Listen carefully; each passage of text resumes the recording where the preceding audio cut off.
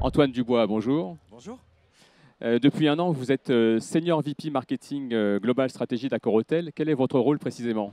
Alors mon rôle au sein d'Accor Hotel, c'est de pouvoir positionner Accor Hotel et l'ensemble de ses marques comme une expérience globale. Accor Hotel, c'est aujourd'hui une maison de marque et puis il faut réussir à le faire émerger non seulement auprès d'un univers bien évidemment B2B, mais surtout auprès d'un univers B2C qui connaît plutôt Accor Hotel historiquement, comme Ibis, Novotel, Mercure. Accor Hotel aujourd'hui, c'est bien plus que ça. On s'est premiumisé dans notre offre avec des marques comme Raffles, Fairmont, Swiss Hotel, Rixos, Banyan Tree. Donc on est passé d'un portefeuille de 15 marques à 25 marques justement pour doubler notre capacité dans l'univers du luxe et du premium au niveau de nos hôtels.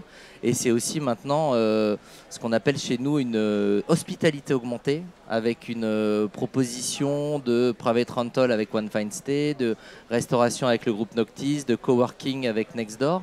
Donc moi, mon rôle, c'est vraiment de faire émerger ce nouvel Accor Hotel et ce nouveau portefeuille de marque et de présenter Accor Hotel non pas comme une marque propre, mais vraiment comme une famille de marques qui propose à chaque fois des expériences différentes et puis dédiées à des moments de vie pour chacun de nos consommateurs. Et donc là, on est à Cannes, au Festival des Cannes Lyon. Qu'est-ce que vous venez chercher principalement? Alors je viens pour voir les nouvelles tendances en termes de publicité. C'est quand même la première chose, c'est la créativité. Et deuxièmement, pour être très franc, c'est pour revoir beaucoup de gens que j'ai pas le temps de voir dans ma vie quotidienne. Que ce soit des régies, que ce soit des médias, des éditeurs. Le monde entier est à Cannes en ce moment. Donc ça me permet de voir des gens basés à Singapour, basés à Toronto, basés à New York, à Sao Paulo, sur un même lieu en juste 2 jours. Je reste juste 2 jours. Mais ça me permet vraiment de voir un maximum de monde à cette occasion. Justement, à propos de stratégie média, Accor Hotel subit beaucoup de mutations, c'est même un symbole de la mutation digitale. Comment évolue la stratégie média dans ce contexte?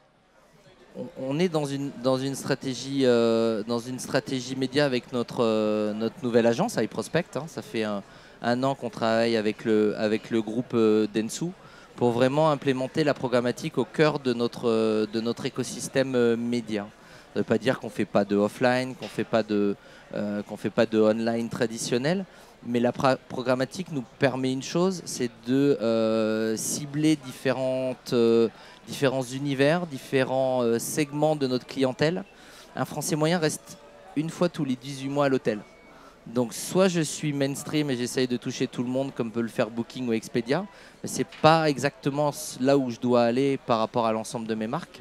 Je dois être capable de toucher des segments de business traveler, de frequent traveler, vraiment des micro-cibles au sein de l'écosystème. Et ce qu'iProspect nous a proposé il y a un an et ce que les médias en programmatique peuvent nous proposer, c'est du ciblage vraiment granulaire pour toucher l'ensemble de ces segments entre entre un client Raffles, Fairmont, entre un client Novotel Mercure ou un client Ibis.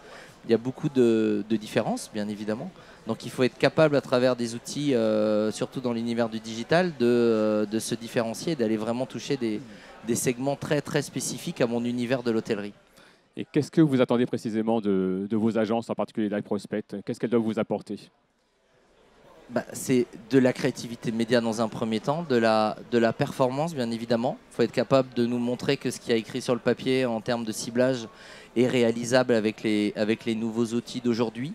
Et puis le troisième point, c'est vraiment du contrôle. C'est-à-dire qu'aujourd'hui, on a quand même affaire à beaucoup de black box dans l'univers du digital et de l'univers média, surtout dans cet univers social et digital. Et donc, ils doivent être capables derrière de nous montrer que les achats réalisés ont bien été effectués dans le bon contexte, sur les bons supports pour toucher la bonne cible. Donc, il y a énormément de contrôle et de reporting qui est demandé à l'agence.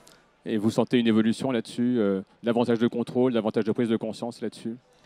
Je pense qu'on est dans les premiers en France à avoir signé un contrat avec l'agence dans un mode vraiment de full transparence.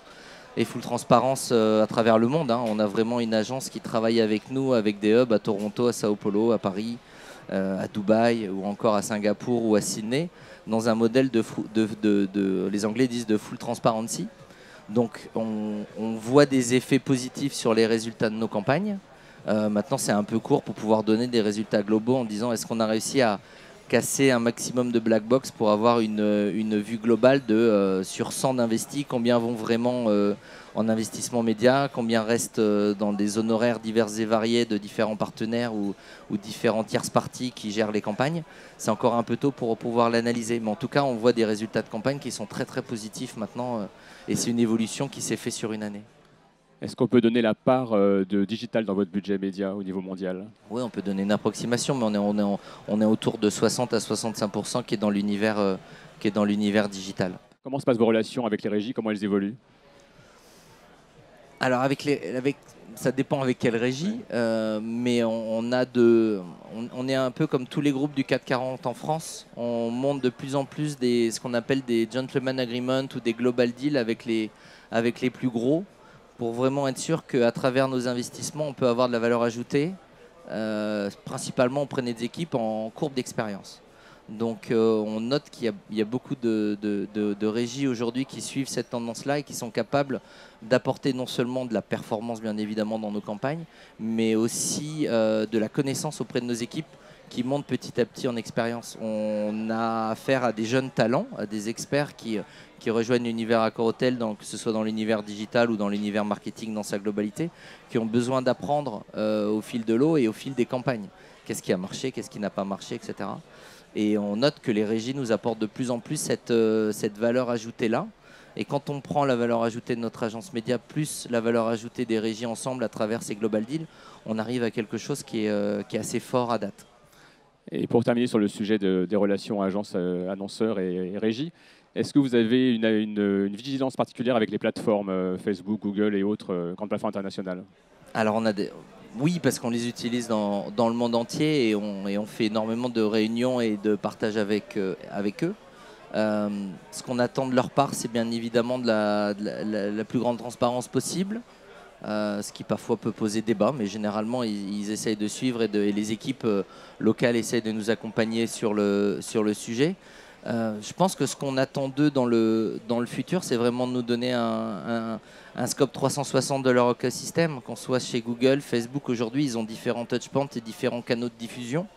Et être capable, à travers un seul et même dashboard, de nous montrer comment leur écosystème affecte les résultats du groupe Accor-Hôtel, c'est un peu la next step qu'on attend de leur part.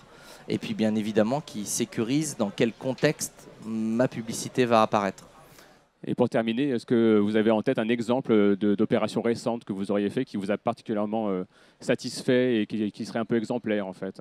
Oui, alors, le dernier événement à date chez Accor-Hôtel, c'est la célébration des 50 ans du groupe qu'on a célébré au mois de novembre-décembre l'année dernière, où on a intégré dans une logique sociale organique et paid l'ensemble de nos 4300 hôtels qui faisaient un événement un jour J dans le monde pour fêter les 50 ans du groupe en invitant les héros locaux. Tous les gens qu'on n'invite jamais au quotidien, les inviter pour notre célébration. Donc c'est les pompiers, c'est les ambulanciers, ça peut être les médecins, ça peut être les professeurs qui s'occupent de vos enfants au quotidien.